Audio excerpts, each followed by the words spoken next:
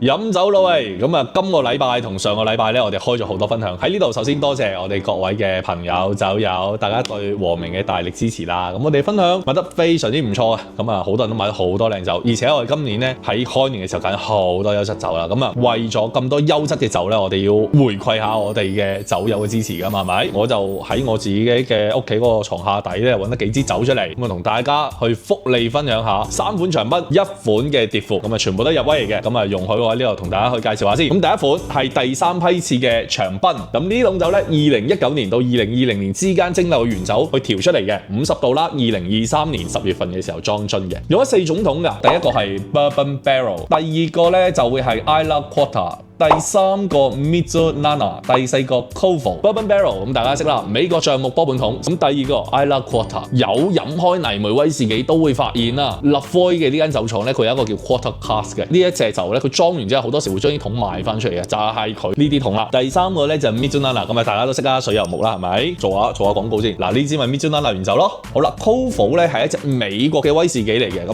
呢排咧因為唔知係顏值定係風味嘅關係就好出名嘅，而且 Kovo 咧就好致力喺日本去推廣佢呢個品牌嘅，所以佢啲桶咧都流入咗去各大日威嘅酒廠入邊嘅。Kovo 桶嘅味咧同波本桶係真係有啲分別嘅喎，佢有啲會有啲黑麥嘅感覺啦，濃郁啲喎，有啲啤酒花嗰種感覺嘅喎，好特別嘅呢個。第二支係第2批次，都係長賓嘅，係用咗4個桶嘅。咁呢隻睇顏色就知啦。Otta 係1/4桶，19年嘅時候蒸餾嘅原酒啦，2023年3月份做嘅，即係第3款 The Fifth Batch。就係淨係用咗 Oloroso Sherry Hogshead 啦，淨係用咗1種桶去做一個調配喎，係啦，一樣50度啦，2020年嘅時候蒸餾啦，2024年嘅時候咧裝樽嘅。第4款係乜嘢咧？係啦，呢個係 Chichibu 嘅金葉啦 ，Mizunara 風味嘅。首先咧要留意翻喎，呢支係 Ben Malt Whisky 嚟嘅喎，佢咧就唔係淨係用佢哋自己嘅，佢係應該係有用到其他嘅調和嘅喎。不過咧佢有一句説話，呢句説話同大家分享下 ，The blend malt whisky is mature, faded and bottled in Chichibu。咁咧言下之意就係買撚咗出面啲酒啦，攞翻嚟之後有做適度嘅熟成啦，然後再同自己嘅水油木原酒作出調配，並且裝瓶啦，46.5度嘅。呢支金葉咧，其實之前好多人追嘅，因為點解？因為大家都想試下，即係乜嘢